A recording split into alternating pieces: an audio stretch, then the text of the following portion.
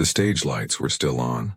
The Ambassador Auditorium in Pasadena exuded that quiet elegance of grand theaters. Burgundy velvet curtains, perfectly arranged seats, the scent of old wood mingling with the discreet perfume of the audience. Bob Hope was in the front row, smiling. It was March 20th, 1977. A celebration. 50 years of career. 50 years of a voice that had graced Christmases, wars, weddings, and mourning. And then, without warning, Bing Crosby disappeared. It wasn't a faint. It wasn't a stumble. It was a dry vertical fall, as if the ground had opened up beneath his feet. He fell into the orchestra pit, that dark space between the stage and the front row where the musicians usually stood. The noise was muffled. The audience froze. Bob Hope stood up from his chair but couldn't move. Nobody screamed. Nobody knew what to do. The silence that followed was not one of respect. It was one of incomprehension. But nobody knew what was really going on. To understand what happened that day, we need to go back years. Decades, in fact. Because that man who fell on stage wasn't just Bing Crosby, the singer. He was a son who never felt good enough. A father who loved but didn't know how to show it. A man who spent his whole life singing about home but who never really managed to be at home. And nothing would make sense until we knew who he really was. He was born in 1903 in Tacoma, Washington, the fourth of 7 children, Harry Lillis Crosby, a skinny boy with big ears who stuttered when nervous. The nickname Bing came from a comic strip he loved to read, the Bingville Bugle. He clung to that name like someone clinging to a new identity, something other than Harry, the shy boy who could never speak properly when his father looked at him. He grew up in a strict Irish Catholic family, where affection was rare and discipline was the law. His father was a quiet accountant, his mother, devout. No one sang at home, but there was an old radio in the living room and Bing spent hours glued to it, listening to jazz, blues, voices that seemed to come from another world. He didn't know it yet, but he was memorizing the future. At 18, he entered Gonzaga University in Spokane to study law. But law never held him. What held him was music. He and a friend, Al Rinker, formed a duo. They sang in bars, clubs, anywhere that would accept them. Bing's voice was different, soft, intimate, as if he were singing just for you. It wasn't powerful like an opera tenor's. It was human, and that, at the time, was revolutionary. In 1926, they went to Los Angeles. Bing was 23 years old, wearing a worn-out suit and harboring a dream he never openly admitted, to be somebody. Fame came slowly, and then suddenly. First, there was the partnership with Paul Whiteman, the king of jazz. Then, the records. Then, the radio. Then, Hollywood. In the 1930s, Bing Crosby wasn't just famous, he was unmistakable. His voice was in every American home. White Christmas, Swinging on a Star, Pennies from Heaven. He sold more records than any other artist of the time. More than Frank Sinatra. More than Elvis when Elvis didn't even exist yet. But what the public saw was not what was happening behind the scenes. In 1930, Bing married Dixie Lee, a beautiful, talented, and vibrant actress. They had 4 children, Gary, Dennis, Philip, and Lindsay. He loved them, no one doubted that. But loving and being present were different things. Bing spent months recording, traveling, filming. When he returned home, he was a polite stranger. He didn't know how to joke. He didn't know how to hug without reason. He didn't know how to say, "I love you," without it sounding like a scripted line. Dixie started drinking. First, discreetly. Then, openly. Bing pretended not to see. Or maybe he really didn't. He was too busy being Bing Crosby. And then, in 1952, Dixie died. Ovarian cancer. She was 40 years old. Bing didn't cry at the funeral. Or if he did it alone, at night, where no one could see him. He went back to work 2 weeks later. Life goes on, he told a friend. But life didn't go on. It was just pretending. March 20th, 1977. Sunday.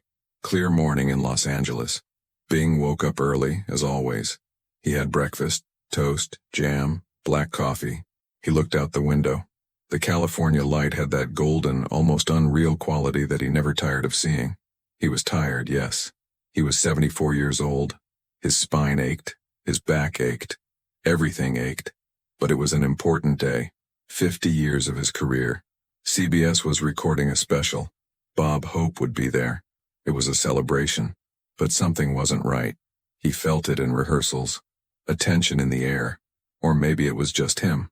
Maybe it was the weight of carrying 50 years of smiles, of singing White Christmas for the 1000th time, of being what everyone expected him to be.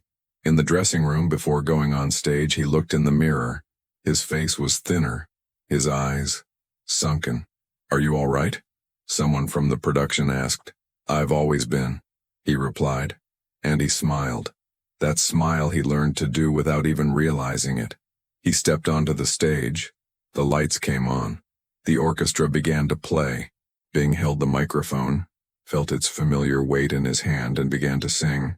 And then it was as if the whole world spun. He didn't see the edge. He didn't feel the imbalance. He only felt the emptiness. And the fall. Dry. Quick. His body hitting the floor of the orchestra pit with a sound that shouldn't exist. The music stopped. Bob Hope stood up, but he couldn't move. The audience held their breath, and Bing Crosby on the floor tried to understand what had happened. He tried to move, but he couldn't. Something in his spine had broken, something that couldn't be fixed. They took him to the hospital, quickly, discreetly. Nobody wanted headlines. Bing Crosby, 74, falls off stage at career celebration. But the headlines came anyway. At the hospital, the doctors confirmed a ruptured disc in his spine. He couldn't stand. He couldn't walk. His daughter, Mary Crosby, visited him that night. She held his hand and said with tears in her eyes, "You were lucky to be alive. This should have killed you." Bing looked at the ceiling, and for the first time in a long time he seemed truly present. "Maybe," he said softly, and nothing more. He spent a month in the hospital, then more months in recovery. People sent flowers, letters, telegrams. "Get well soon, Bing. Come back soon. You are loved."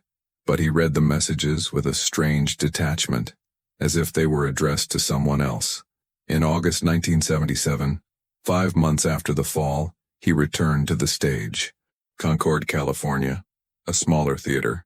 He was still in pain, but he went on stage, held the microphone, and sang, because that's what he knew how to do. That's who he was. Friends said he was never the same again. There was a new sadness in his eyes. Or maybe it wasn't new. Maybe it had always been there and now he couldn't hide it anymore. 2 months later, in October 1977, Bing Crosby was in Spain. He had just finished playing golf, the sport he loved more than anything else. He was smiling. He was happy, they later said. And then, his heart stopped. He fell onto the green grass of the golf course under the blue Spanish sky, and didn't come back up. It was quick. It was painless. It was, in a way, perfect. But it was impossible not to think. That man who spent his whole life singing about home, about Christmas, about love, died far from home, alone, in the middle of a game. Bing Crosby was one of the greatest artists of the 20th century.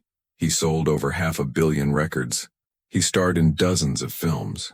His voice defined generations. But in the end, he was just a man who didn't know how to be present even when he was. A man who sang about home but never truly managed to inhabit his own. The fall on stage that day in March wasn't just an accident, it was a metaphor. It was his body finally saying what his soul already knew, that he was tired. That 50 years of smiling, of singing, of being Bing Crosby, had taken a toll no one saw. And perhaps the question isn't, why did he fall? Perhaps the question is, how was he able to stand for so long? Today, when we listen to White Christmas, we don't just hear a song, we hear a ghost. We hear a man who spent his whole life trying to give others what he never managed to have, the feeling of being at home. And perhaps in the end, that's what makes her story so devastating and so human. Because we are all, in some way, Bing Crosby. We all try to be something for others while losing ourselves in the process. And sometimes, like him, we fall, and nobody knows why.